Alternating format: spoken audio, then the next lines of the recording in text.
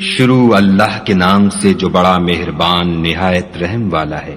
جو چیز آسمانوں میں ہے اور جو چیز زمین میں ہے سب خدا کی تسبیح کرتی ہے، اسی کی سچی بادشاہی ہے اور اسی کی تعریف لامتناہی ہے اور وہ ہر چیز پر قادر ہے۔ وہی تو ہے جس نے تم کو پیدا کیا، پھر کوئی تم میں کافر ہے اور کوئی مومن، اور جو کچھ تم کرتے ہو خدا اس کو دیکھتا ہے۔ اسی نے آسمانوں اور زمین کو مبنی بر حکمت پیدا کیا، اور اسی نے تمہاری صورتیں بنائیں اور صورتیں بھی پاکیزہ بنائیں، اور اسی کی طرف تمہیں لوٹ کر جانا ہے۔ جو کچھ آسمانوں اور زمین میں ہے وہ سب جانتا ہے، اور جو کچھ تم چھپا کر کرتے ہو اور جو کھلم کھلا کرتے ہو اس سے بھی آگاہ ہے، اور خدا دل کے بھیدوں سے واقف ہے۔ کیا تم کو ان لوگوں کے حال کی خبر نہیں پہنچی جو پہلے کافر ہوئے تھے تو انہوں نے اپنے کاموں کی سزا کا مزہ چکھ لیا، اور ابھی دکھ دینے والا عذاب اور ہونا ہے۔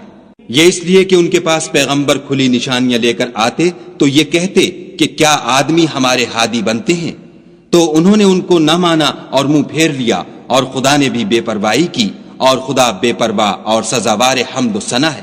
جو لوگ کافر ہیں ان کا اعتقاد ہے کہ وہ دوبارہ ہرگز نہیں اٹھائے جائیں گے۔ کہہ دو کہ ہاں ہاں میرے پروردگار کی قسم تم ضرور اٹھائے جاؤ گے، پھر جو کام تم کرتے رہے ہو وہ تمہیں بتائے جائیں گے، اور یہ بات خدا کو آسان ہے۔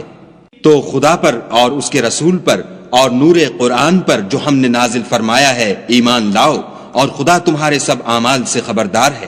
جس دن وہ تم کو اکٹھا ہونے یعنی قیامت کے دن اکٹھا کرے گا وہ نقصان اٹھانے کا دن ہے، اور جو شخص خدا پر ایمان لائے اور نیک عمل کرے وہ اس سے اس کی برائیاں دور کر دے گا، اور باغہائے بہشت میں جن کے نیچے نہریں بہ رہی ہیں داخل کرے گا، ہمیشہ ان میں رہیں گے۔ یہ بڑی کامیابی ہے۔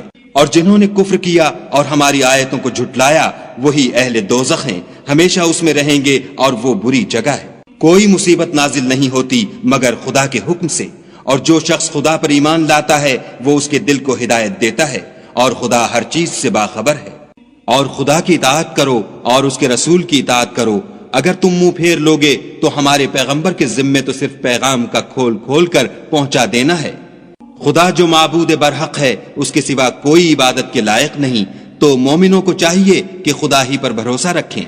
مومنوں، تمہاری عورتوں اور اولاد میں سے بعض تمہارے دشمن بھی ہیں، سو ان سے بچتے رہو، اور اگر معاف کر دو اور درگزر کرو اور بخش دو تو خدا بھی بخشنے والا مہربان ہے۔ تمہارا مال اور تمہاری اولاد تو آزمائش ہے، اور خدا کے ہاں بڑا اجر ہے۔ سو جہاں تک ہو سکے خدا سے ڈرو، اور اس کے احکام کو سنو اور اس کے فرما بردار رہو، اور اس کی راہ میں خرچ کرو، یہ تمہارے حق میں بہتر ہے۔ اور جو شخص طبیعت کے بخل سے بچا لیا گیا تو ایسے ہی لوگ راہ پانے والے ہیں۔